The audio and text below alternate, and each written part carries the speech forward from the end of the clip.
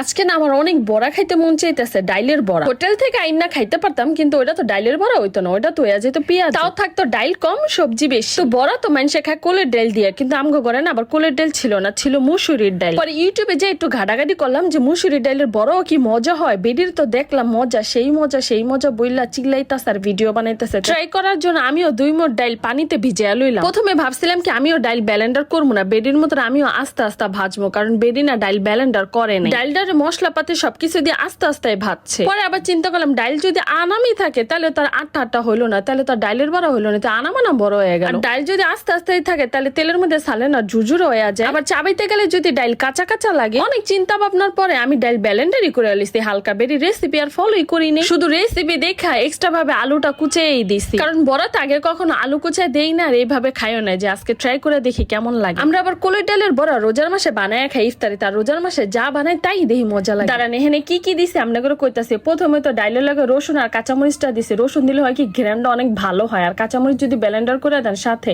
তাহলে আরো মজাটা বেশি হয় ঘ্রাণ। আপনারা চাইলে কুচিয়েও দিতে পারেন, কিন্তু আমার কাছে কেন জানি কুচানোটা ভালো লাগে না। পরে আলু কুচিয়া দিলাম, পেঁয়াজ কুচি দিলাম, হলদির গুঁড়া, মরিচের গুঁড়া, জিরার গুঁড়া, তারপরে দিছি হইতেছে চাট মশলা। চাট মশলা যদি না থাকে আপনার এটার পরিবর্তে আপনারা ম্যাগি মশলাও দিতে পারেন। আমার বাসায় আবার কর্নফ্লাওয়ার ছিল না, কর্নফ্লাওয়ারের পরিবর্তে আমি আবার একটু আটা দিই। যদিও এই আটার জায়গায় যদি কর্নফ্লাওয়ারটাই দেওয়া যেত তাহলে এই বড়াটা আরো মচমচা হইতো। তারপরে দিছি লবণ, আর লবণটা তো থাকবোই স্বাদ অনুযায়ী। এই যে আমি কড়াইয়ের মধ্যে এখন তেল না ঢাইলা বড়া দিয়া দিই। আমি আবার বড় বড় গাম্বা গাম্বা করে এক একটা বড়া ভাজি না, ছোট ছোট করে ভাজছি, আর পাতলা পাতলা করে এই দিই, কারণ ভিতরেও যেন ভালো করে ভাজাটা হয় আর ডালের গন্ধটা যেন না থাকে। প্রথমে আমি যে কয় পিস কড়াইতে দিছি ওইগুলা ভাজা হয়ে গেছে, এখন আমি সাইড করে আবার নতুন করে দিচ্ছি। জালটাও কমায় দিছি যেন টাইম নিয়ে আস্তে আস্তে ভাজা হোক। প্রথম খোলা আমি যেগুলা দিছিলাম ওইগুলা ভাজা হয়ে গেছে, এখন আমি আস্তে আস্তে উঠায় ফেলবো। প্রথম খোলাটাই ছিল আমার ধৈর্য, দ্বিতীয় খোলাটাই আমি হয়ে গেছে অধৈর্য। তারপরে কি করলাম, আগুনের তাপ বাড়ায় দিলাম, হাতে ফোন নিলাম, ফোন টিপতে টিপতে বড়ার পাশাড়ি পুরায় ফেলাইলাম। পরে ভাজা শেষ, সবাই খাইতে দিলাম। সবাই খাইতে বের করে কি রে বড়ার পাশা পুড়ছে কেমনে, তুই মনে হাতে ফোন নিছিলি না, ফোন টিপছ না।